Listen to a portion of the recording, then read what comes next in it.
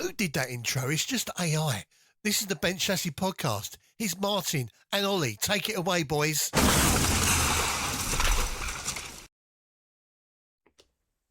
Hello, everyone. It's time for another edition of the Bench Chassis On-Road Podcast. Yep, welcome back. It's hot here now, and we've well and truly into the summer season of racing.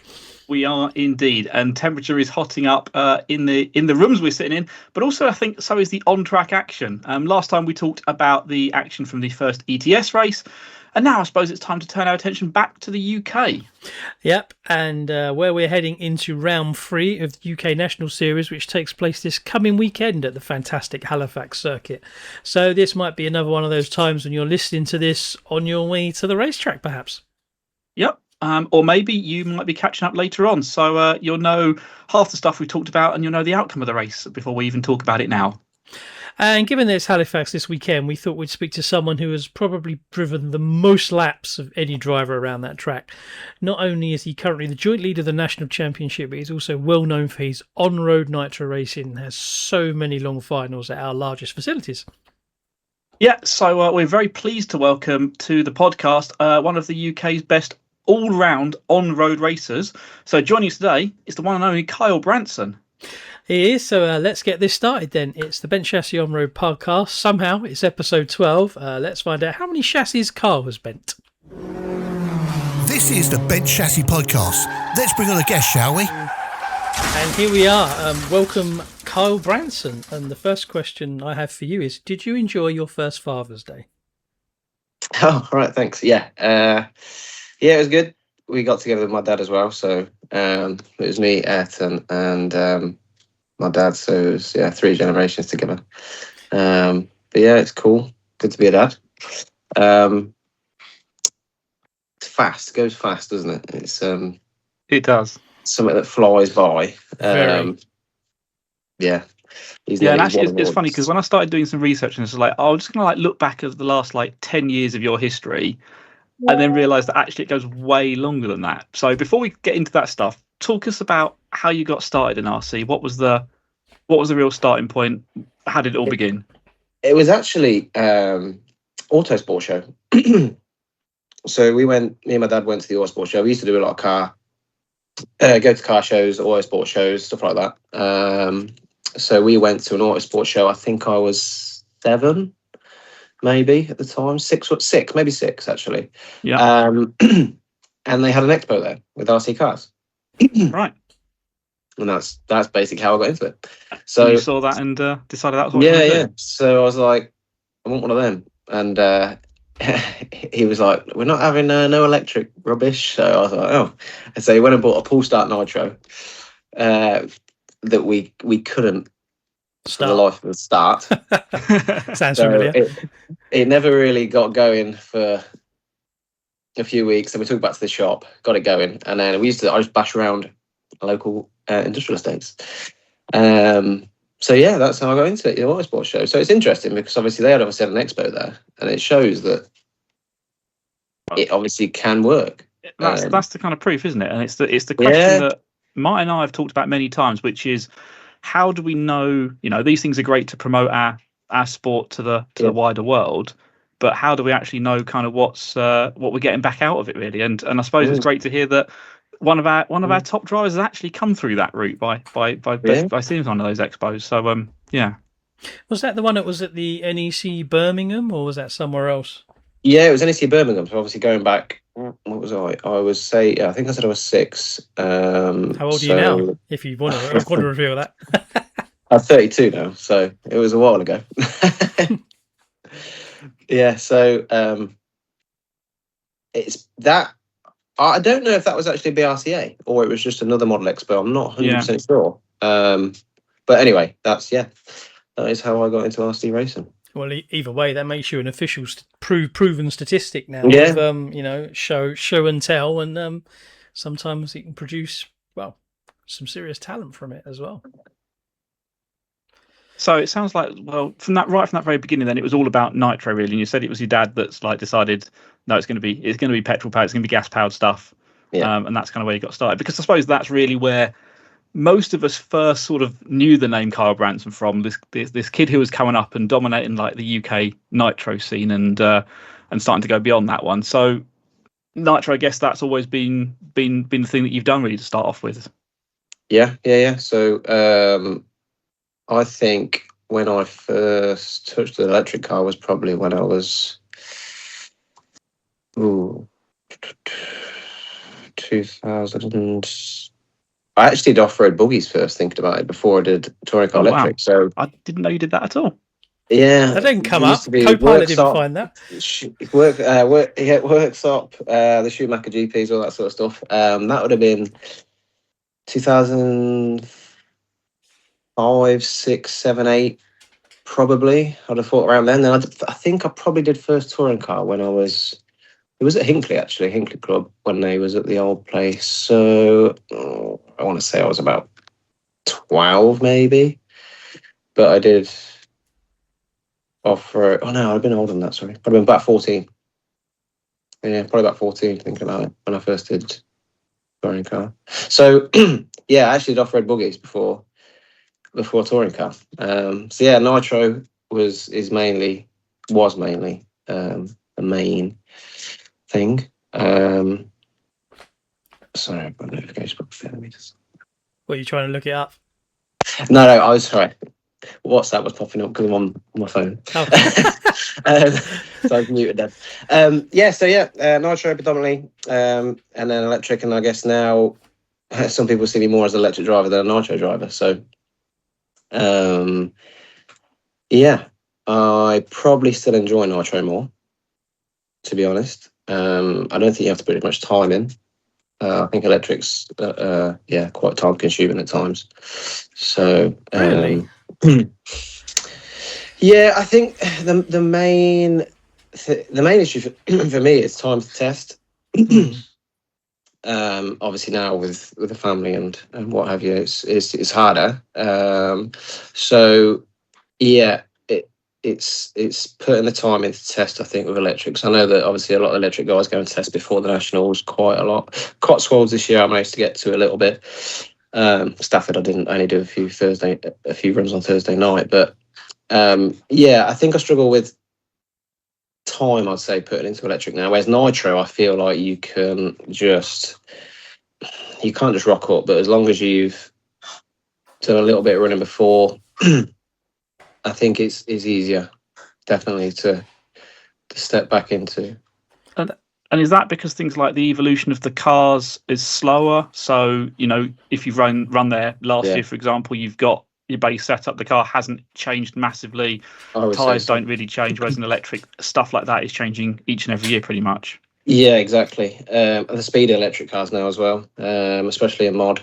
But stuff's changing, all the chassis are changing all the time. So I think you're always learning in a way. And it's like you almost learn, you fully learn one electric car and then bang, another one comes out. Whereas the evolution of a nitro is, I would say, every 3-4 years sometimes. There's not a lot going on in development for nitro. So, yeah, I think that probably has a big impact on making it. Why do you think that might be then, that there's not as much development in nitro? I don't know if it's at the limit. I'm not sure there's much more you could probably do with a nitro car, to be honest, unless you went quite extreme. But then I guess nitro, especially 1/10, is not as popular as it used to be. So I think a lot of manufacturers, like when I was at Capricorn, they didn't develop for quite a while with their touring 1/10 nitro, because he says there's no point. The sales are not there. He's not spending money to develop a car when he's not going to get any money back from sales, really. So I think that's the case with a lot of brands. I think even Serpent with their 10th nitro now, I don't think they're doing another one. I think they've pulled the pin on that from rumours that I've heard. So 8th scale is still quite popular. But yeah, I think that's probably why. It's just that the numbers aren't there to... And I think electric also, you've got a different market.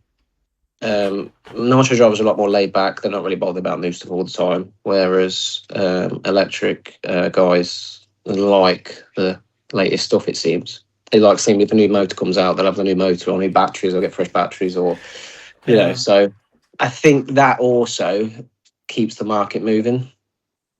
That's quite interesting. I'd never really considered that. So it's great to ask these questions, because I thought nitro was more of a time sink in setting and preparing and running the engine. So, you know, to hear actually it's not really is surprising. Yeah. I'd say, I'd probably say they actually, the engines potentially develop more, especially in 1/8 over. They'll probably say the engines develop faster than the car does. They change the engine over the car more. But 8th scale is different, a little bit different in 8th scale. They develop a little bit more in 8th scale, but still, I mean, I think maybe every 2 years you could say that a new kit comes out. So it's still not like electric where sometimes it's like 10 months you'll see a new car somewhere, or less, a bit more than that, 12 months. And you touched on, you know, the fact you've run both 8th scale and 10th scale over the years and done pretty well in both classes. Do you have a preference between the two of them? Is there something that you always go to? I suppose many people see you probably more as a 1/10 nitro driver, but have you got, is 8th scale the stuff that you maybe enjoy the most, but 10th scale is where you get the better results, or how's it stack up in your mind? I think I enjoyed 8th scale more, especially when it's going well, because it's, when an 8th scale is on the money, it is, nothing beats it. When the engine's working well, the car's working well, it's, it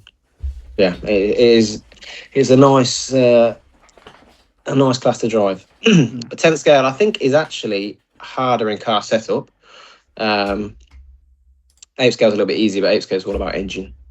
So I would say I'd prefer, I haven't done 8th scale for a long time, but I'd probably prefer 8th scale over 1/10 for the fun side of it. But yeah, my results have always been better in 1/10 because I think it suited my driving style a little bit better. Probably. So talking about nitro stuff, you know, what was your route from, you say, sort of driving up and down the street with a pull start car, going through to, I guess, was it UK Nationals and stuff like that? Because there isn't a massive nitro club sort of scene in the UK, and or was there at the time, and that's just something that's sort of changed over time as well. How did you go from basically picking up the transmitter, driving up and down the street like everyone does, to actually racing and racing competitively and things like nationals and stuff? Yeah, we started at a club in, I think it's where one of the first people I met was actually James Hart at the Swaddling Cloak Club. I think it was Swaddling Cloak, or Drayclough. And yeah, it was James and Alistair. I think they were I've probably known them the longest in RC, actually. So yeah, I started there at that local track, and then we went to, I think we progressed to nationals just after that. But it was rubber back then. So okay, yeah. And I think Andy Wallace actually got us into it. They used to run PBM racing.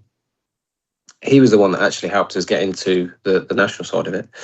And then when we went on to foams, I'd say Walt Bailey, actually. He helped me quite a bit. But yeah, I would say club racing for, I think I did about 2 years of club racing.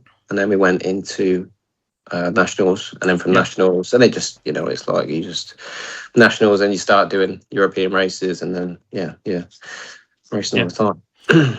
I suppose it probably seems quite appropriate then, the day after Father's Day is probably a shout out to your dad. Yeah. He's put some time and effort in, that's for sure, and money. But in the pit lane as well, you know, from what I hear from speaking to other people around, he's considered to be one of the very, very best in the business in the pit lane. Yeah. No, he's. I think his best pitting was at the Worlds in 2018. Yeah, 2018. We'll get to that. Yeah, and then he is. From that point, we was racing quite a lot. Then I had a few years off. When was the last race after that? It would have been, I don't think we raced from then till Leno. And so it was like a 5-year break. But yeah, he's been there all the time. And when he's on it, the problem is the last race we went to, we didn't practice. Leno, he was good in 2023, and then we didn't practice enough for the last one, so he was a bit rusty, but so was I. So it's Can't do one without the other, though. No, and it's like anything, isn't it? You don't practice. Yeah. It's hard to keep it going. But yeah, he's been the one who has got me to where I am, I guess. So probably a good time to look at some of your best results in 1/10, and I'll start off. We'll go to take you to 2014. Do you remember that one? Bangkok, huge RC. Bangkok, yeah, huge RC.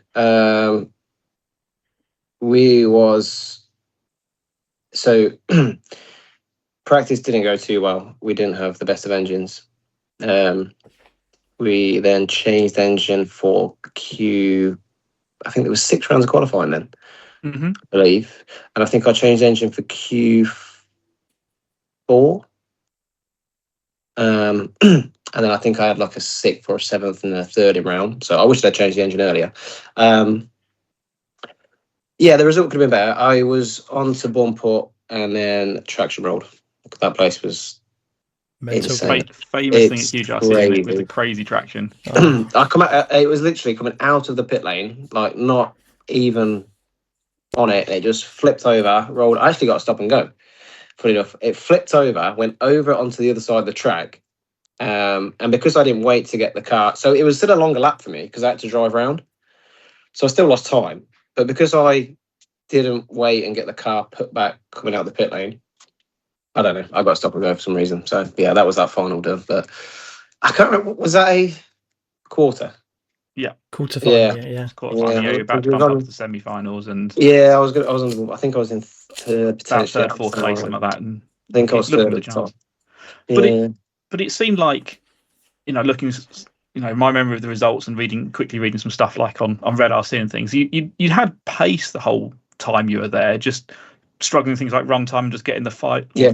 Was it 5 minutes or 10 minutes? Yeah, that's it. Together. I think it was the run time, but the pace. Yeah, to be honest, the pace even in practice, over 3 laps, it wasn't. It was quite, and that's when I would say that 10th scale was probably most competitive. Yeah. So yeah, that was a good race until the final, I would say. But that's the thing with Nitro. I would say you're more risk of flame outs and obviously other things happening over a 5-minute run. If you have a 5-minute run, there's less things to go wrong, but obviously it's harder to make the time back up over small mistakes, but there's more things to go wrong. Flame outs, roll if you roll off the track, and trunk a tyre. That's the thing with foam as well. Yeah. So yeah, 2014 Bangkok was not bad. I think the year 2012 was the 2012. Yes, it would have been when Mean won it. I think I was in a semi there, and I was battling with Andy Moore, I believe. You've raced Andy quite a lot over the years, haven't you? Yeah. So good time to actually go into 2016 then, and that one made it all the way to the final. Gubbio. Yep. Yeah. Started in the quarter, bumped up from quarter to semi to main, and I think finished 6th, I believe. 7th. My note said 7th. Yeah. Oh, 7th. If you say 6th, that's fine. Granger still doesn't know he finished. We have arguments over 6th and 7th place on this podcast. It seems. Where do you want to finish, Carl? First, but yeah. We'll say first. But 7th. That was the best. That was obviously my best result to date. Up until that point, before any previous results before that. Yes, it was the best result from when I first started racing to then. Dad had been in the pit lane for all of them. Yep, and Alex Thurston. I was going to get to Alex in a minute as well. Yeah. And I guess both of those, you sort of said, like 2014 was probably sort of about the peak of 1/10 Nitro racing in terms of popularity and competitiveness. Yeah. But then 2016. A Nitro Worlds in Italy is always super competitive, isn't it? Yeah. And it's so I think, to make the final in, and many Italian sort of second home track effectively. Yeah, that's a really good result, isn't it? Yeah, I would say that. I mean, if you look at the numbers now for Gubbio this year, I think they're touching 120. Yeah. and I believe Bangkok was 60. The last one, was it? Maybe. Yeah. It wasn't. So it's almost double already. So yeah, Italians, they always, when they race in Italy, it always brings. Obviously, European races as well. There's more. I think there's more European Nitro 1/10 races than there are in America, Asia. Yeah. So yeah, you always get good numbers in Italy. And I guess you've got that sort of for Nitro on-road racing, you've got that real core of companies based in Italy as well. So particularly engine and chassis manufacturers, tyre companies and things as well. And, I know you've had a lot of support from various Italian brands over the time as well. So what's that like in terms of the scene and getting that support from those sorts of companies and then going to Worlds in their backyard as well? I would say if you're racing, you need to be involved in Italian manufacture somehow, whether it's with engines or even car. Yeah. I know obviously Infinity is probably seen as one of the best cars, I would say, overall now, but Capricorn's still good. But then you look at engines, I think probably 75% of the grid, the engines come from a tuner in Italy, or I know it's probably an OS base, but they still come from Italy. Yeah, so I would say the home of nitro racing is still, I would say, Italy, for numbers and also the tracks as well. Yeah, I've got amazing tracks. What is it? Explain to people who, especially if they're not, massively into nitro racing or don't know much about it. Electric racing in Italy is definitely a lot smaller and maybe don't see the tracks, but what is it about the tracks that makes them so special? And I've been fortunate to go to quite a number across Italy for various nitro races, and there is definitely that thing where the tracks are really cool in Italy. Facility, weather, traction, and the number of the number of the races they get at club meetings. I think even like a 1/8, if it's a 1/8 club meeting, they still get good numbers. And I also think the numbers are good in Italy because they have such a good base of manufacturers in Italy that so they're the tyre manufacturer, most Matrix, Hot Race, probably the two main ones. Italy, Body Shells, Extreme, Lens, Italy. So I would say it's mainly, if you looked at it, it's the quality of trackers in facility that keep. You compare it to, France has got some good tracks as well in Europe, I'd say. But if you compared it to, say, the UK, we've got, I would class as European level, probably Halifax, or even world level, Cotswolds and Halifax. They've probably got 12 at that level, I would say. I would just say, that's what keeps the numbers up as well. I think the quality of the tracks, personally. But it's if you was an nitro race, I'd always say go and try and do one Italian race, even if it's an ENS there or Euros or a Worlds. I'd always say go to Italy because it is just a totally different experience. I'd like to drive one day. Have you ever driven one, Oli? I don't think I've never actually raced in Italy. I've not raced there, but I've lost count of how many different tracks I think I've been to in Italy. I think it's something like 6 or 7. And you say that they're all like world-class facilities that are there. And I know there's loads more. I could name another 5 that I haven't been to. And I don't know how you pronounce it exactly, but where the ENS finale is. Lentio, the Mike Candy Arena. Yeah. That facility is, I haven't been yet, but it just looks out of this world. It's another example. It's like where they've just built, it's a brand new track that's built in the last 2 years or whatever. Yeah. And, I think, again, it's the classic thing if they get a bit of support from the local governments and stuff like that. And then it just makes things so much easier. And it seems that there's less issues with things like noise and stuff like that in Italy. Exactly. And I think that's part of just like some of it's like the passion. Like you go, whenever we got like an ENS race there, just the number of people that just turn up for finals day is just crazy. Yeah, just to watch. Where do all these people come from? Like just people from the town and stuff just want to come and watch the racing or know about what's going on. I think they just generally like motorsport as well, Italians. Yeah. So I think that helps with their numbers too. They're quite a motorsport and rich country. Now. So now we framed all this up nicely about how tough it is on the continent. Tell us about 2018 in Miami, and that's an exceptional result, vice world champion. How did that come about, and how did that feel? Yeah, no, it was good. I think a lot of us were up against it when we went there because Infinity had been testing for a week almost prior, so it was always going to be hard for everyone else. So everyone else, it was always going to be hard. But yeah, no, it was good. I think I did the same bump ups as Gubbio for the 2016. So I went quarter main and quarter semi main. Yeah. And I'd probably say that in practice and qualifying, my car wasn't how I wanted it. I was searching for the setup for the whole week, and then for some reason on finals day, I don't know, the track came to it. It was strange because you have 8 or 9 days where the track's changing every day. It changes every single day, even up to finals day. So on the last day, I changed the car. The last day before the finals, I changed the car massively. So that's basically where, in a world, essentially, if you're in the top in the quarters or the semis, you basically have the penultimate day off from any racing. When it's all the lower finals, you've got time to rebuild the car, think about those setup changes, chill out, I guess, a bit as well. Yes. Make sure everything's right in the car. There's more time to chill out, make sure everything's going well. And so I changed the car quite a lot for the quarterfinal, and it just came. It worked. So before you jump on there, so when you say you change the setup on your car, is that, I mean, everyone knows that you race mainly on your own, obviously in electric, you do everything yourself there, but when you're doing all them changes at Nitro as well, is that all on you, or do you work with your dad on that as well? Or no, setup's always been, because his theory was that if I never did any setup, I'd never learn anything. Mm-hmm.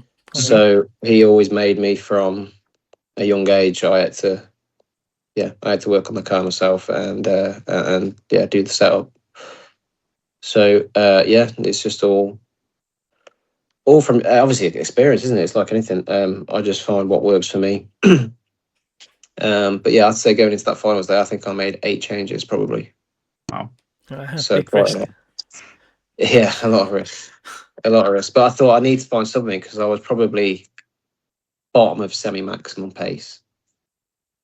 Maybe not even that. So I had to find something, and luckily it worked. But I would say that the engine played a good part as well, because in Nitro, obviously you've got both aspects. You need a good engine and car. It's not like electric where you can put it down, put 30 on turbo on at one track and it's fine. Just plonk it down, charge it up. You need a good engine, clutch. But it's not even that. It's like the gearbox. You've got to think about the gearbox. There's a lot of stuff to go into it. So everything just came together and worked well on the last day. I think the engine did help a lot, but we didn't do 5 minutes. It couldn't do 4 minutes. I think I was did I do? No, they were doing 4:30. I think I was doing 4-minute stops. Mm-hmm. So making extra stops over the business as well. I think I had to do two extra stops in the main. Yeah, over the 1 hour. Yeah. And talk about that final, because that's the thing about the World Championships. It's an hour final, and pretty much no other races, even like international level, top international level races, will do an hour final. They'll be 45 minutes. Yeah. So you've only got that chance, if you make it there, once every 2 years to kind of go and drive that hour-long final. Mm. Is that extra 15 minutes?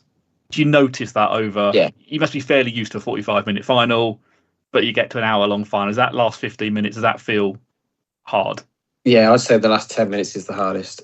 Because when I came off on my forearm here, I think I hold the transmitter quite strange as well, to be honest. Not like and I'm always cramped up, so I look relaxed on the driver's stand, but the way I hold the transmitter is, it's not the best, I don't think, for long finals. But I couldn't feel like this part of my forearm for, I would say, a good hour. Like it was just dead, numb. But it's not that. Obviously, it's the mental side of it. It's just you dread. Like it was hot. I think it was probably like 33, 34 degrees on finals day. Humid.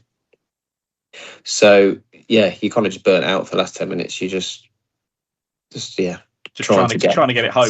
Trying to get it finished. And then I think I was in third, and I was in third for a long time, probably 20 minutes. I would say 25 minutes maybe, and then I think about 10 minutes from the end, Tadahiko, I can't remember if he made a mistake or something happened. He was in second. So then that probably gave me a bit of an adrenaline rush that helped me finish the final, to be fair. What, obviously, you're going through those long finals. Did you have the headsets at that point? Were they in then? Or? Yes, that was when I would say did they come in a couple of years before? I can't remember exactly when they came in. No, because we didn't have them in Gubbio, I don't think. No, I don't think it was in Gubbio. No. I'm sure they wasn't. So yeah, we did have headsets in Homestead. How's that sort of changed the racing? Because, I know from, when I started going to nitro races in 2010, 2012 sort of time, you had people sort of shouting up and down, and it's like when you've got 10 people on the driver's stand, 10 more or 20 people in the pit lane, then 10 cars going around the track, trying to listen out and try and get information other than just when to come into the pits is hard enough. Is having the headset made some of that stuff easier? How do you use that? Do you get kind of almost sort of coaching, or does your dad talk you through stuff, or do you want him to just be quiet and just tell you to come in the pits? Yeah, no, he says himself. He says, "I'll never speak to you on the rush. I'll never speak to you through the headset because it could lapse me in concentration." So it is. Yeah. We personally just use them for communicating for fuel. If you want it leaner or richer, it's definitely better. It's made a massive difference because you don't have to. You can speak while going around the track, like before you even come in.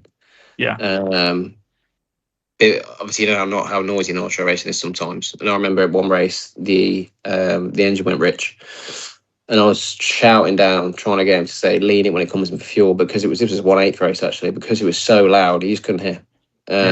So stuff like that, you miss little opportunities, and it can make a lot of difference. Do you think if he could to lean an engine's a few seconds, yeah. But if he doesn't hear you, puts you straight back down. You think, well, what do you do? Just stop, wait, and then you lost more time. Do you shout down at him trying to get him to do it, or do you go around and try and get? Or do you go around and try? Yeah, exactly. So yeah, they've helped massively, I would say. But mainly we usually communicating just for. I think you can get distracted. People talk too much probably on them sometimes. Yeah, and it can actually act as a distraction. Presumably, then towards the end of that final, you knew you were in third place and then into second. Mm-hmm. What was to get that adrenaline rush? What was that last 5 minutes like when you're like, I'm going to be on the podium at World Championships here? Yeah. I don't know. It was because I didn't expect the result. So until the final had finished, I don't think it sunk in. But then, because I was always asking on the headset, like how long to go, how far's, I think it was Eduardo behind me in third. How far's he behind? So it's just wanted to get to the end. But I would say the last 5 minutes, I'd say you're not shaking, but you're pretty nervous because you're just thinking, is the engine going to blow up? Am I going to run out of tyres? Because it's surprising, like a light switch, you can just run out of tyres, and I think we've seen it in Edlingen. Yeah. The other month, where all of a sudden you're going around at an okay pace. 2 laps later, the tyres are gone, and you're almost off into the main straight. So you're thinking stuff like that. Don't make a mistake. Hopefully the tyres hold up. Even silly stuff like, what about if the wheel falls off? It's doing a tyre change. So it's like, there's a hope for the tyres to. I think on the last 5 minutes, I was actually backing off down the main straight about 3/4 of the way down because the tyres are small, and I didn't want to. And the engine's already done a quarter semi. And obviously it's near the end of the main final, and it's on a small tyre, so it's RPM. The smaller the tyre gets, the higher their RPM. So you put it more RPM. Damage engines, or I mean, I wouldn't say it damages the engine, but I'd say there's more risk of, say, a common rod breaking when the tyre if you run on the tyre for a long time. But it's fairly rare. It's normally if you lose a gear or something and you're trying to carry on, that's when you break an engine. But it still goes through your head. Because I would say, pardon me, engines break normally at near the end of a final when the tyres are small and obviously they've been stressed for. Mm-hmm. And when the fuel tank goes lower, the engine actually leans out slightly. Right. So obviously when you're getting on smaller tyres, the tank's going down, it's going to get leaner. I think we actually stopped shorter on one of the last stops, maybe like 3:45 to be sure. that it was safe. But yeah, you just basically, there's a million things going through your head probably, but you're trying to get to the end. And at that point, you've done so many laps around the track, it is just sort of muscle memory that you're not thinking too much about. Probably. You're thinking more about that stuff than the actual driving lines or anything else. I think you're probably thinking, I think you say muscle memory. You've done so many laps, probably thousands, I'd have thought, in the week. Yeah. Over 1,000, I'd have thought. So yeah, I guess it is almost muscle memory to a degree. That's incredible. Huge congratulations. An incredible result. That Thanks, was long time ago. very impressive. Yes, it's worrying. It's 8 years ago now, and it still feels like crazy. recent. Yeah, it feels like 4 years, maybe. It feels like half of that. You can see though from the smile on his face as he was regaling the last few laps, and then the sigh of relief almost at the end there as he finished explaining it across the line how many emotions he went through and the thought process of everything that was going on just to get the car over the line, and that's an incredible result. Yeah, thank you. Incredible. This has been an incredible section, but I think we are going to take a short break there because I don't want to lose all this excellent footage. So we're going to take a short break and we'll be right back. This is the Bent Chassis Podcast. Let's have a bit more from Martin and Oli.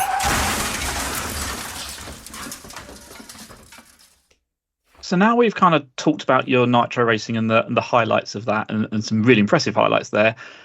People who maybe know you more recently would think of you as an electric driver and probably don't even know half that nitro history. But it does feel like you sort of had that kind of transition over to electric racing, but you've always sort of had that bit of electric going on in the background as well. And look back and was it just something that you kind of did maybe during the winter time to kind of keep your thumbs busy as well? Or was it just, picked it up as and when you wanted to?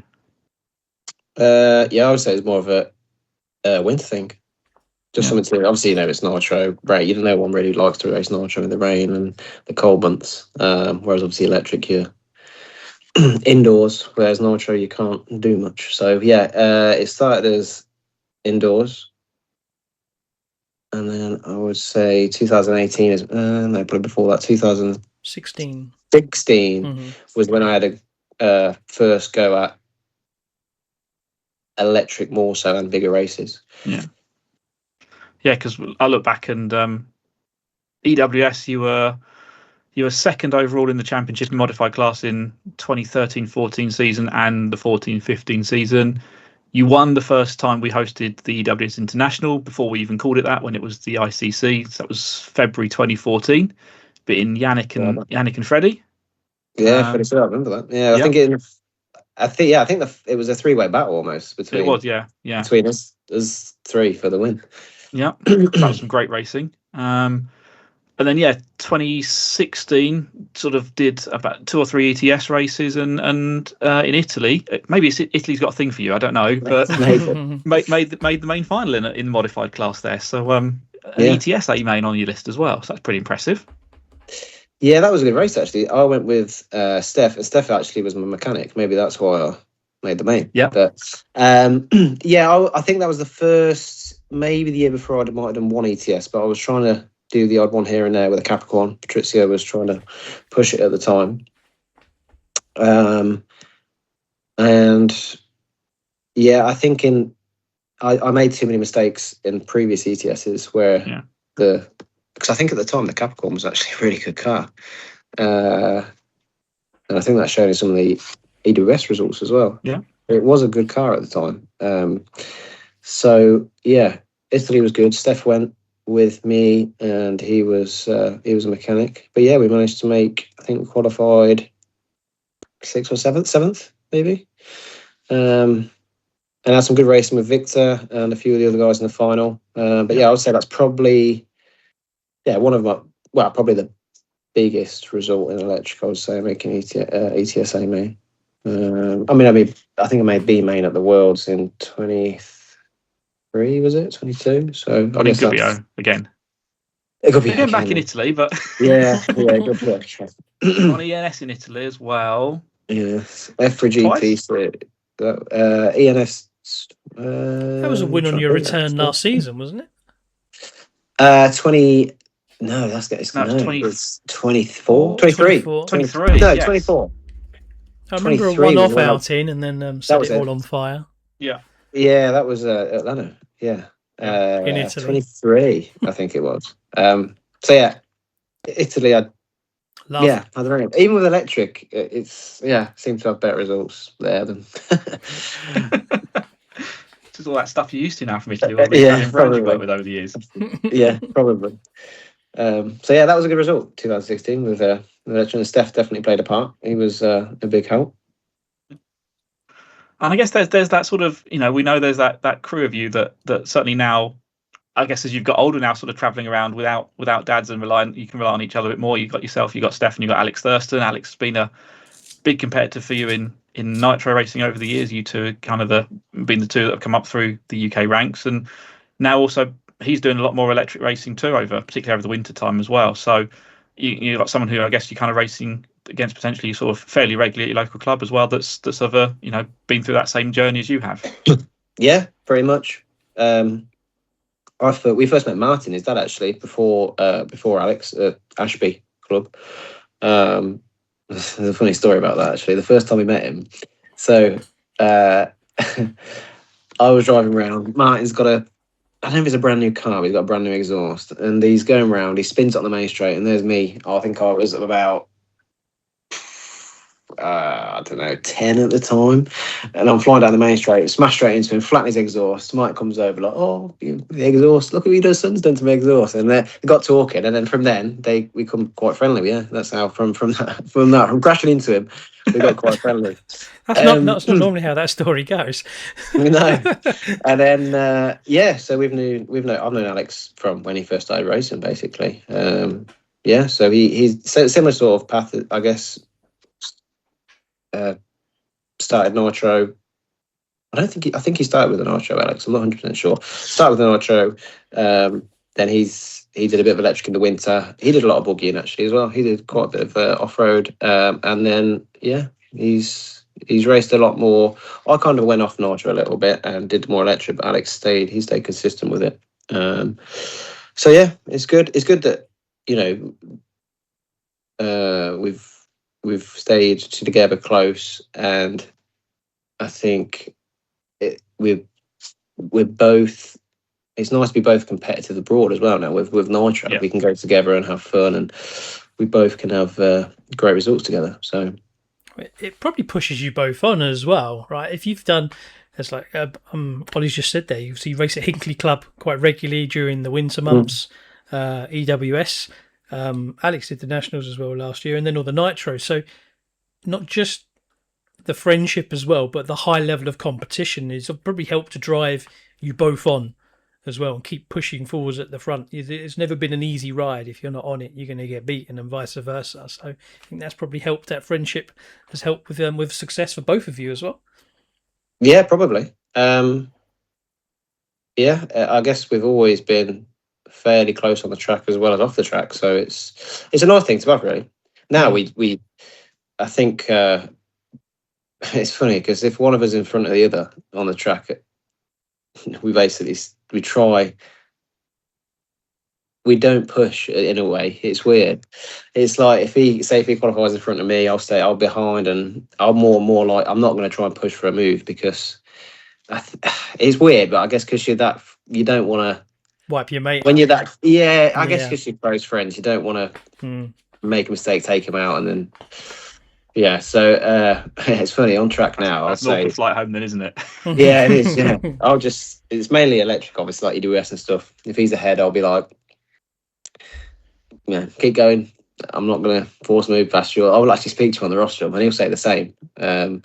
So yeah, it is cool. But yeah, we've been, I think, racing together at the same level for 20 odd years. Probably, yeah.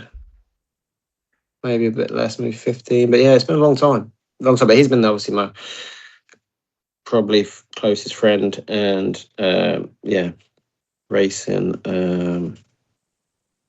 companion. I don't know, what do you call it? No, I think that's the right thing, and we talked about that here before as well. And IC isn't just the racing; it's the friendships and the connections, and not just the friendships at the racetrack, it's off the racetracks and the life experiences. We've seen, I've known you for quite a while, and I know you go away on holiday together as well and stuff like that. So it's everything that's just come from crashing into his dad on the straight when he was 10 years old. Yeah, basically. Well, I said maybe we never would have been. Yeah, it's close. It's incredible what this hobby can give you. So many brilliant connections. Fantastic. And yeah, go on. The electric stuff really sort of, it feels like, and kind of, you mentioned there, you've sort of drifted away from nitro a bit, and it sort of felt like it was around the COVID time when obviously everything stopped, and then kind of coming back a bit after COVID. That's when it seemed that you were more focused on electric stuff, and then went and won the Nationals 2 years in a row just after COVID as well.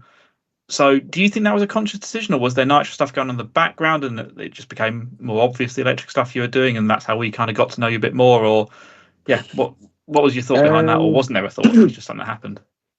I think it was more something that kind of just happened, and especially trying to think when I signed with X-Ray. I think it was 22.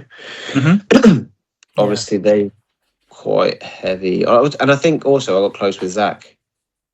So, and I know obviously he's just electric. So, and I think it was more so trying to have an easy time after COVID.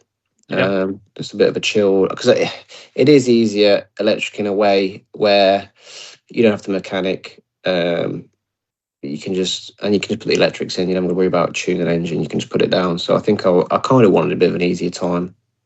It's kind of easier to go racing with electric, but it's probably harder to be properly competitive in electric. Yeah, I would say so. And I think I wanted as well to have a proper go at the Nationals and a proper go at touring car, and that was my first, I would say, time that I did actually was when I went with X-Ray. 22, I'd say, there's when I properly attacked it and tested a lot and actually. Tried to get some decent results that I could. I'd say it was pretty successful then. Yeah, it was a good. I think we had a good team at the time. We did. We worked well together. So, and I think the car was good. I enjoyed that era actually. Them 2 years. But yeah, I think it was 22, 23 was when I put the most time in. And I think I had like a year off in 24, potentially, and 5, not a lot going on. Did 1 or 2 races in 24, I believe. 3, maybe 2 or 3, not the full series. Just the one, I think it was just Cotswolds. I was just Cotswolds. Yeah, just and I think around. 25 was nothing. Nothing at all, no. Yeah, because of house baby. So yeah, that was that year was right off. And then this year, Cotswolds, Stafford wasn't great, but yeah, I guess I wanted a bit of an easier time, and also to test myself more at electric. And you mentioned that you had the opportunity with X-Ray, and you spent a good couple of years working with them, running their car and being part of that factory team. And obviously, through the nitro kind of time, you'd had great support from various sponsors, and probably the best known from Capricorn at various points over that time as well. How do you kind of look at those? Let's just take those two as examples. Like Capricorn is a very different organisation, I can imagine, to X-Ray, and how they operate. So, was there stuff you could learn from one of the other and sort of take into the different space now? And what's it like racing for 2 different teams like that over the course of your racing career? The main thing, I guess, is one's more laid back than the other. The Italians are pretty laid back, so there's no massive expectation, I wouldn't say, with Patrizio. Mm-hmm. Whereas obviously a bigger brand like X-Ray, they're relying on results more. So X-Ray was more intense, I would say, and I guess that's what actually pushed me to test more as well, and probably race more, because I think everyone feels the same.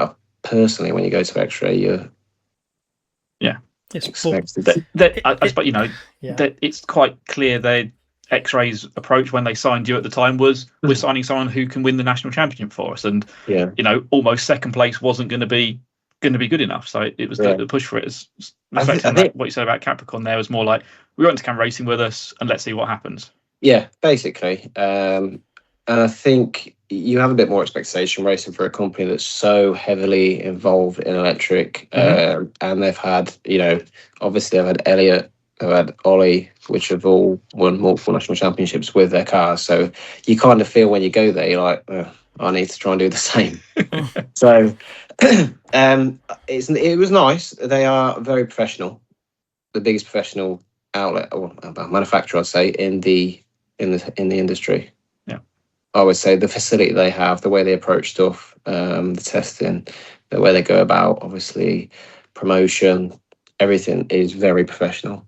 I would say that. Whereas Patrizio, he didn't really care, to be honest, about any of that, which was nice. But also, sometimes I felt like, was it too laid back? I don't know. Maybe sometimes you think could there be more effort put in here and there, but that's how Italians are, I guess. They are very laid back, and it's a chilled atmosphere. Whereas, like I say, X-Ray is definitely more full on. Yeah. So, do you think maybe if you'd have been pushed harder with Capricorn, you might have been able to do something else there as well? Potentially, I think the development. The reason I left was because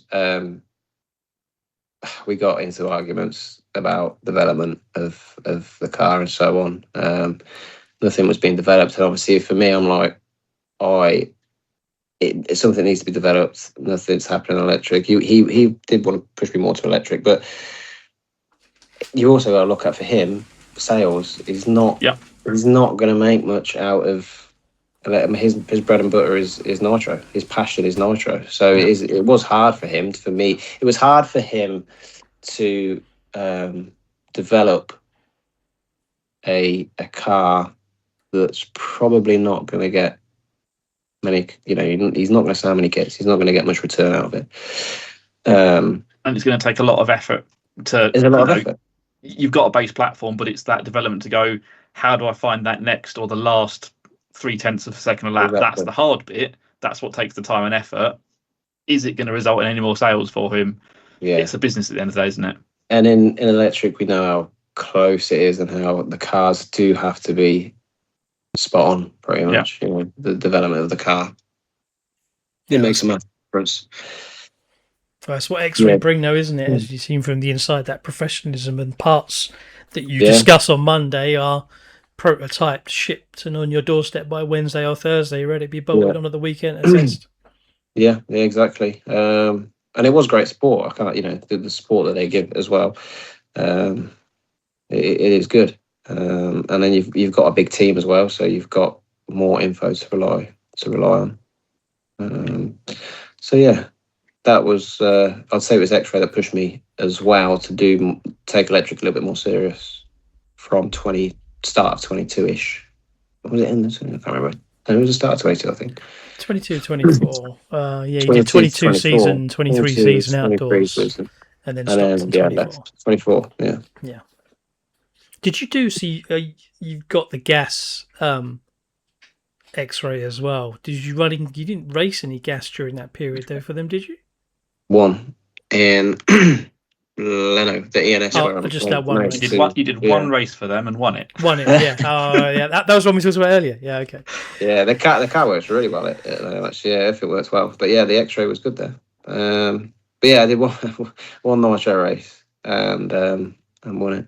I wanted to do a little bit more nitro, but obviously the electric side took up too much time. So that didn't happen.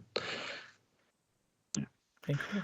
So that's kind of talked about your sort of transition into electric racing and how you've kind of focused on that over the last few years. I reckon let's take a quick break now and we'll come back and then talk about the current season and your future racing as well then. So let's come back in a minute. This is the Bent Chassis Podcast with Oli and Martin, sponsored by BQ Racing Products, where being shit is good enough.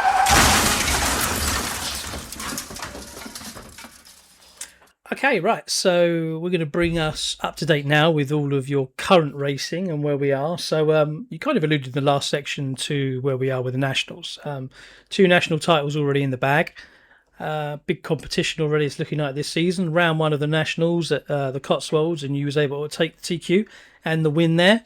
Round 2, that was Stafford, Q2 and finished Q2. So now you're tied for the lead with Elliott. And this weekend we've got Halifax coming up as well. So a timely look at this. It looks like this one's going to go all the way down to the wire. How's it looking so far from your side? Yeah, no, it's close, right? Stafford, second, because I think basically I didn't get to test enough there, to be honest. I didn't have time to test, so I think I was on a bit on the back foot, but Elliott was super fast there. So it was, I don't think I would have beat him anyway, basically. So, but you still beat everybody else apart from Elliott. Yeah. I guess so. But obviously, because I guess at round 1, you beat Elliott, so it's like you want to try and obviously beat him again. But I didn't put the time in, basically. I couldn't put the time. I didn't have time to go and test. So I think that definitely hurt the result a little bit, being closer to him. But I still think he would have beat me personally, in all honesty, at Stafford. So, Halifax is this weekend. I haven't been to test because I just haven't had time. I've been away on holiday. Been away with racing friends, Tony, Alex, Zach. So, yeah, and I've heard Elliot has been there a lot. So, yeah, it could be tricky. So, yeah, it could be just see how it goes. But I guess a nitro track in a way, I don't know. We'll see. I think it's going to be hard, very hard. But, we'll see how it goes. I can't do Ada because I'm in the Worlds in Gubbio. So that's exciting. So yeah, that's the one that clashes. But yeah, I guess it's hard to make every race. And obviously, I'd rather go to because it only comes around. You'd rather go to a nice place in the middle of Italy than go to the south coast of the UK in September. Yeah, food, weather, good track. Yeah, and nitro. So it's win this weekend then, really, to keep it alive into West London. You'll be at West London. West London, yeah, potentially. So well, theoretically, you could have it wrapped up by then. Theoretically, yeah, you could. Theoretically, he could as well, but he could as well, yeah. So obviously, it's a track though that you've done a couple of laps around. Do you think that would help? I mean, like you said, but the pace of electric is very different. Track records are going everywhere this season as well. Halifax, this is. Yeah, it's going to be. I think it's going to be hard. Electric around Halifax now with the latest surface is also hard because you get a very weird balance in the car where it wants to snap and over rotate quite a lot. So, I've done a lot of laps around there, mainly on the older asphalt. But it is hard, like you say. The pace of electric nowadays, especially with the D tyres made a massive difference. Yeah. Do you find you've had to adapt your driving style? So one of the, actually, I suppose, talking about moving between nitro and electric, and now you mentioned the Worlds in Gubbio, so you're sort of switching back and forth a bit between them this year. Do you find you change your driving style, or is it just actually that potentially the reason you're now really quick in electric is that the D tyres and stuff like that is suiting your more nitro driving style? There's definitely a lot of it. Yeah, the difference in driver style is quite massive between electric and nitro, but I would say that the D tyre you can be a lot more aggressive with, and obviously nitro style is generally a bit more of aggressive style. So I would say I feel more comfortable on the D tyre than I have previously to say the Rush 36 or whatever. So yeah, I think it's definitely a better tyre. And like I think Ronald says, I don't know why we weren't on them a few years before this, and I think we should have been. But I think everyone was scared. Not everyone was scared, but I don't think manufacturers wanted to do it because of a 36 in the UK, our temperatures and so on, low traction tracks. But it shows that even at Stafford, obviously the times are rapid. That's a little low traction track, so it proves that the tyre does work pretty well everywhere, I think. So yeah, you can be more aggressive with it. And I think actually with the D tyre, the harder you drive it, generally, it does perform better. Because you keep the heat in it more and things like Keep that. The heat. Yeah, and it was weird because like at Cotswolds, I think we were very close. I think I got track record from Elliot by like 3/10, but we did it on Q4, I believe. Like the hottest part of the day. Yeah. And you'd never, ever, ever, ever do that with another tyre. So it's definitely made the racing better, I would say. Yeah. You don't have quite as much drop off either, because I remember the Rush 36 dropped off massively.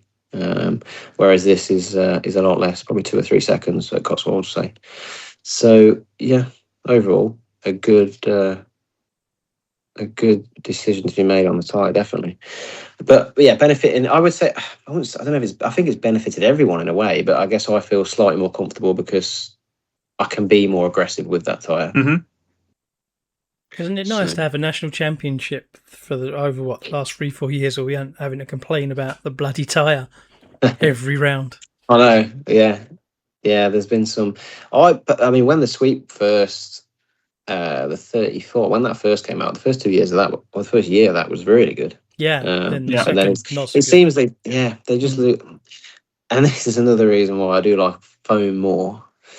At least you can check the shore rating. You've not got to worry about balance really, the gluing really. You've not got to worry about the insert, or you don't know what's going on with the rubber, the compound, because obviously everyone's going to be slightly different. Whereas foam, just the shore gauge, or you can feel them. You can even feel the tyre. Once a couple of shores harder, you can actually feel it. So it seems. I think it is hard for the manufacturers to stay consistent. When they're manufacturing the rubber tyres, the humidity probably plays a massive impact on different batches, and they're never going to be able to produce one batch for the whole year. But obviously, we've seen massive differences in some of them.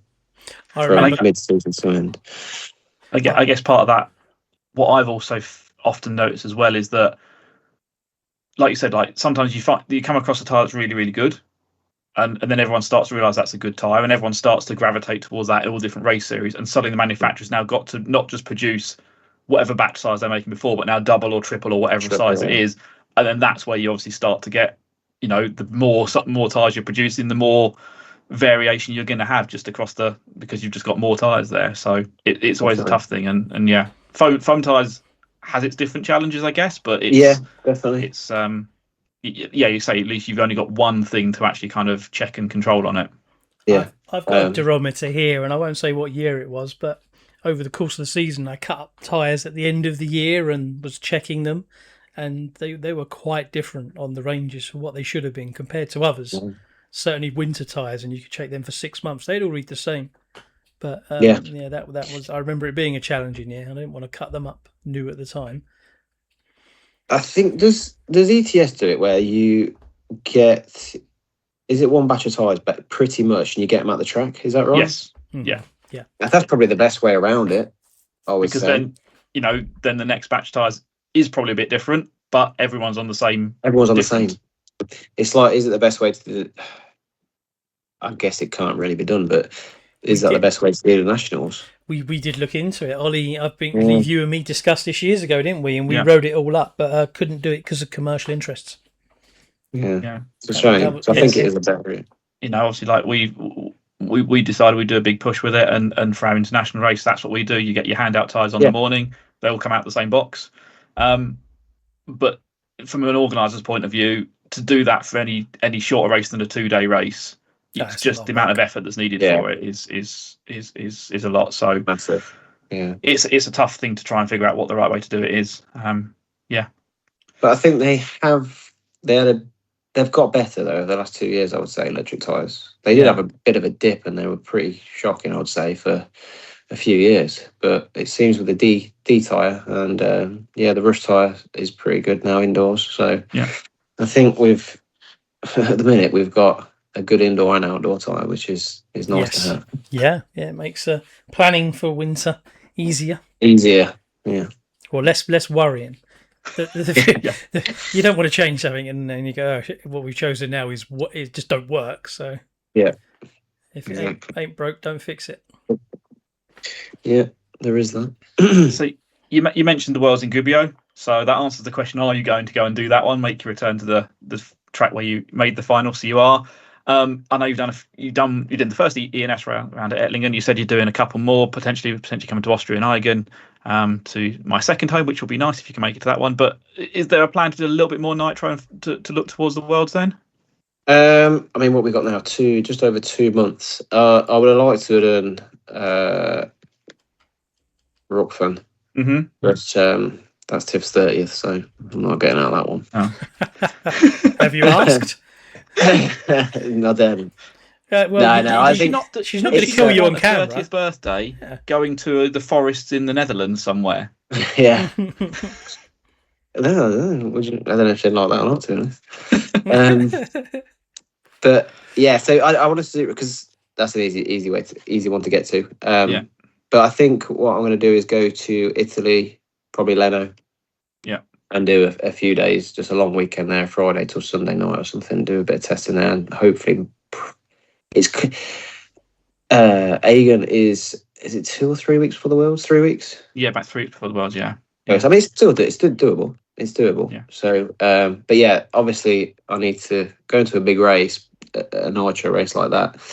The years that I did the Worlds before, I always tried to do at least, if I could, 2 or 3 European races, or go and test at least in Europe, because obviously you've got better track conditions and weather. The weather's going to be similar if you go and test in Italy. So, yeah, it's okay. Testing, to be fair, though, Cotswolds, you can test at Cotswolds, but it's still, you don't have the traction levels, I don't think. And I guess if you're talking about going and testing in Italy, am I right in thinking you're still running for Elasti-tuned engines at the moment? So you've got Daniele not too far away, so there's a chance that he can be at the track for some of that as well, or that sort of support being there.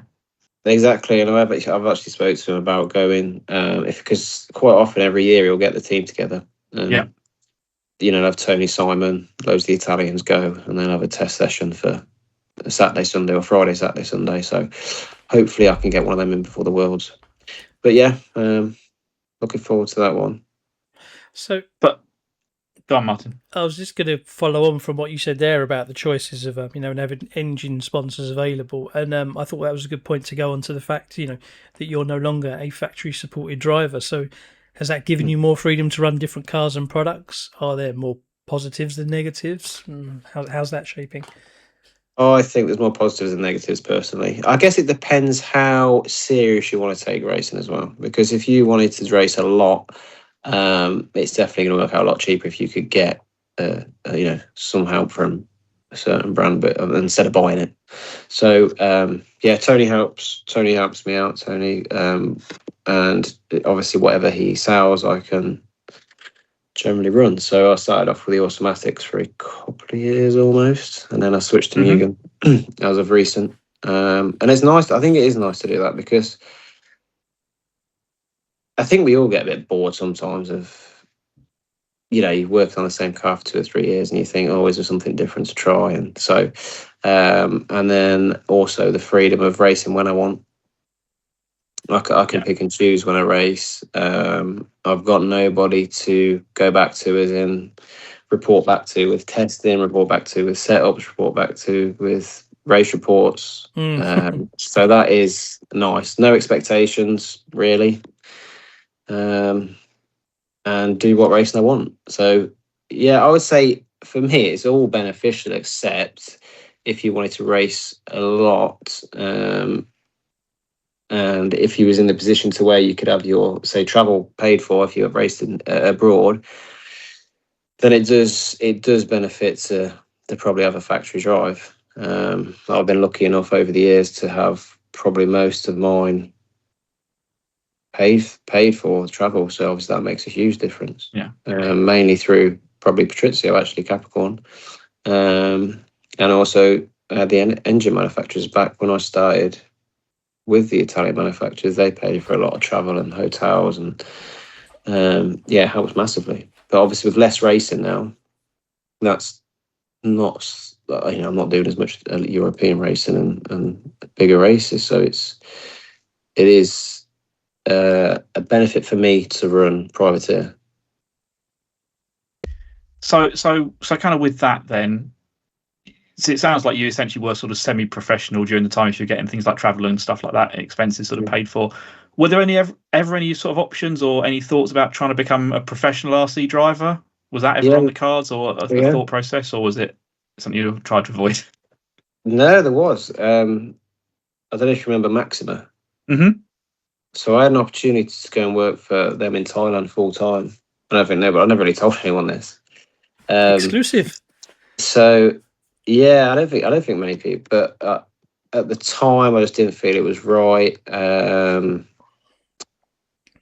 And looking back, I do think it was the right decision to not pursue that. But the opportunity was there, and I can't. It's very nice to get that opportunity, I guess, to go work in. And obviously, I don't know if a lot of people know Maxima. They did mainly nitro stuff, engines, fuel, and they owned a refinery in Bangkok. So they actually did,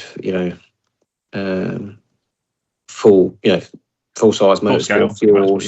Full scale motorsport fuels. Even pumps. Some of the pump. They had a few pumps, I think, around Bangkok for just your normal unleaded. They're pretty cool thing going on. Actually, they had go-kart race teams around. So it was going to work in their factory basically and run their engines and fuel, stuff like that. So yeah, that was probably the first one. 2012, I think that was probably when we first had the Worlds in Nitro in RC Addict, and I went around a tour around their factory, the refinery, and stuff like that. And then that's when I got offered the opportunity. But yeah, just personally for me at the time, it wasn't something I did want to commit to. So it could be a very different story talking about then. Could be living in Bangkok and working for Maxima still. But that was the first one. And then I spent a lot of time with Patrizio over a couple of years, I would say. I was over there quite a bit. I'd go over, stay in the factory for a few days, and at one point I could have worked in Capricorn. I didn't want my hobby to become my job. I think that was the main thing. I didn't, because I think I'd lose interest.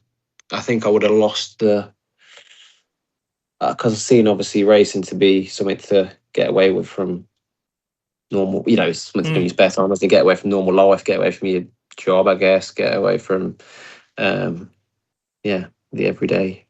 Yeah, that's always the thing. That's the thing that certainly when you talk to full time racers, that is the thing. How do you separate your hobby from your job? It's definitely a difficult thing to try and figure out how to do it. Yeah, it is. I mean, one example is Alex. Like I don't know how he does so much testing and racing and traveling. Not remarkable. Alexander Hagberg. Yeah, it's remarkable how fair play to him. How he still has the. Obviously, everyone's different, aren't they? But it's impressive how he can still keep the level of motivation for his hobby. I guess it was once, wasn't it? So that it's now his full-time job. So thinking about that, where's the future then? What's the plan at the moment? As you say, you just become a dad. So I guess racing isn't the first thing on your mind anymore, and hasn't been for a little while. Or will be again. Yeah. Well, not true. It actually is. You notice he's doing more international racing now because that's the only good night's sleep he gets while he's away. To be fair, he actually sleeps quite well. Lucky you. And he sleeps all the way through quite often, which is good. It's probably down to Tiff. She's pretty anal about his sleep routine. So I think that's good parenting. Good, that is solid routine helps. Yeah, so he sleeps actually not too bad, but going forward, I guess similar to what I'm doing now. I think I'll keep privateer. I don't think I can't see myself ever wanting to go, because I don't think I could put the time in for that manufacturer either to give them potentially the results and the races that they want me to go to. Maybe in a few years, but then getting older, aren't you? So it's like I think I'm happy just doing racing when I want. So it's kind of coming full circle and being back to a proper sort of hobby again now. But spending, with a skilled driver that can go to a World Championships if you want to, and still sort of half expect a decent result from it. Yeah, I think so. I do like not putting as much time in as I was, especially with electric over that period in 22, 23. It was, I think you do weekends back to back sometimes, and I think obviously Zach's done that. Me and Zach both did the same. We both X-rayed together, and then I think we were both feeling the same. I think we kind of we did have not burnout, but you just kind of, you race a lot and you think, it's becoming a bit repetitive now. Almost doing some weekend. I think the longest we did was like 3 or 4 weekends back to back, and it just gets a little bit much, I think. And I prefer now to have my own time, freedom, race when I want. And I guess when you got all those back to back weekends, and you've got a full time job to do as well. As you say, house and stuff that you were renovating coming on everything as well. So it's tough to try and get all that stuff in there and remain really competitive. It is. It really is. And obviously now with the business, working with my dad, I pretty much run the business, and it's one of them where it's good to be self-employed because you can pick and choose what time you have off. You can do bits in there, but you'll get home some nights, and you just don't want to prep because you think, I don't know, you get home, you're tired, you got paperwork to potentially think about doing, and so it's now taking more of the reins of the business with a kid, little Ayrton, and obviously the house. Everyone's got houses, I know that, and everyone's got kids, but it does just take up more time than it used to. So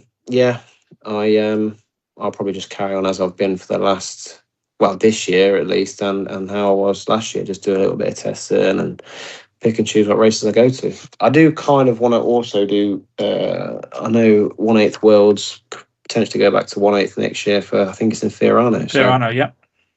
Yeah, just pick and choose what races I can go to, as in I'll pick the standout ones really, and try and aim to do those, even if it's just one a year, and race some race a bit in the UK with electric. Haven't won a rug races yet. Went around. You did, yeah. Yeah, you did, yeah. No, yeah, I know. But then that was, I guess at the time, I think that was that towards the end of X-Ray when I was probably getting a little bit fed up.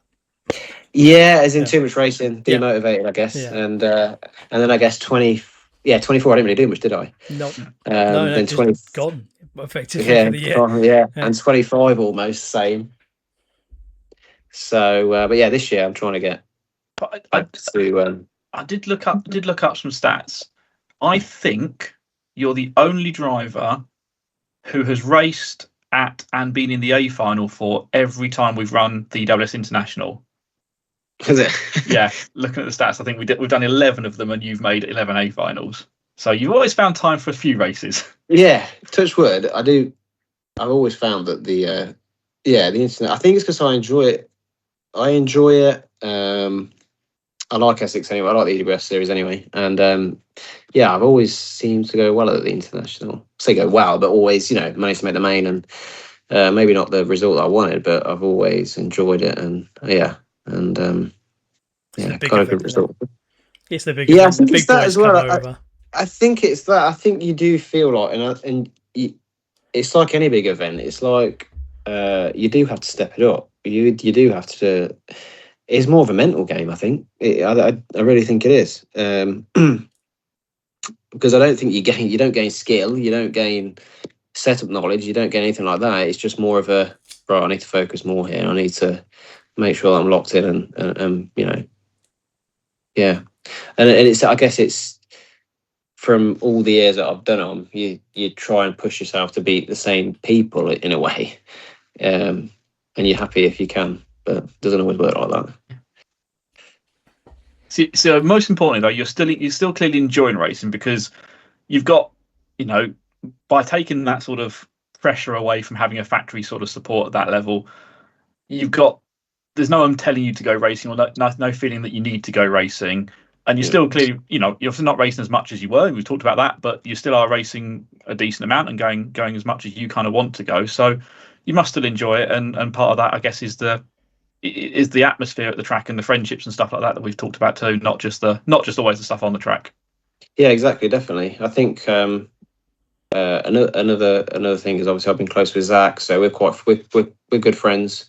And then recently, probably got a bit closer with Chris as well, Granger, and it's nice to have.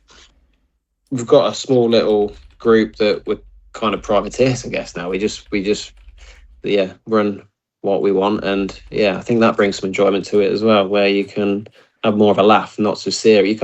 You're not as serious, expecting to do a result for a manufacturer or so on. So yeah. Always has a smile on the face in the pits.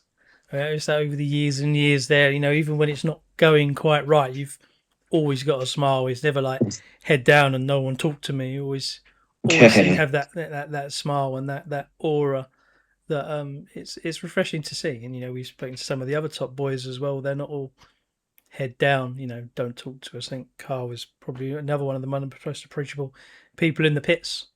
Go and ask him questions. Not 2 minutes before a final, obviously. Yeah, no, I don't mind. I mean, the thing is, I think a lot of people as well, they don't want to. They see the guys who make the Mod A main. I don't think they want to go and speak to them. I think a lot of people see them as not approachable. But anyone would ask me. I don't mind anyone coming to speak to me or ask me questions. It's a hobby at the end of the day, isn't it? I think some people do take it too serious, definitely. But yeah, that's what internet memes are for. No, I agree. I think that's probably actually not a bad place to draw the curtain on this one today. Thank you so much for joining us today, Carl. It's been fantastic to have you here. Huge congratulations to you, Tiff, on Ayrton and becoming a father for the first time, and the positive attitude that's come across tonight as well just shows how much you're enjoying your racing again. Well, it's nice to hear that from another top driver out there, and all the benefits and the friendships and the story that you brought today is really good, and I hope people enjoy this one. So thank you very much for being here tonight, Carl. Yeah, thank you for your time, and it was a pleasure to be on. Brilliant. Well, that is going to wrap up another edition then of the Bent Chassis On-Road podcast. Thank you very much again to Carl for joining us. Thank you to all of you guys for listening, and we'll be back very soon with another episode. Until then, now I'm going to caveat, because we've never done this before, and I just thought this was a question we should ask. It's called the Bent Chassis podcast. Have you bent a chassis? We should probably, exactly. I thought you want to ask. You want to ask Granger about the one I bent at Cotswolds once. Recently? No, going back, that was the Capricorn days. I think I just put the car in the bin almost, and there was no railing. There was no railing on the World of Champions. But you've got the curb that drops down into the pit lane. I took off through there, and the car went in backwards. And the motor ripped out. The chassis was snapped. That was a total loss, that one. So I've bent a few chassis. 12 bloody episodes, and we've never asked the question. Now we have. Yeah, a few. Well, thank you once again, Carl, for being here. Really look forward to getting this one out this week. There's no point telling people when, they know when it's coming out. So we'll just do it anyway. Thank you once again. Have a great evening, and speak to you soon. Take care. Cheers. Thank you. Bye. Fast laps, clean lines, that's how we go. Thanks for tuning in to the Bent Chassis On Road podcast show.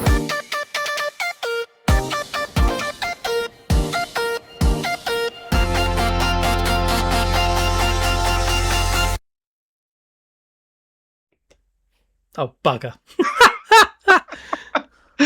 Close. First fuck up of the night. Right, stop that and we'll do it again. Hello, everyone. It's time for another edition of the Bent Chassis On-Road podcast.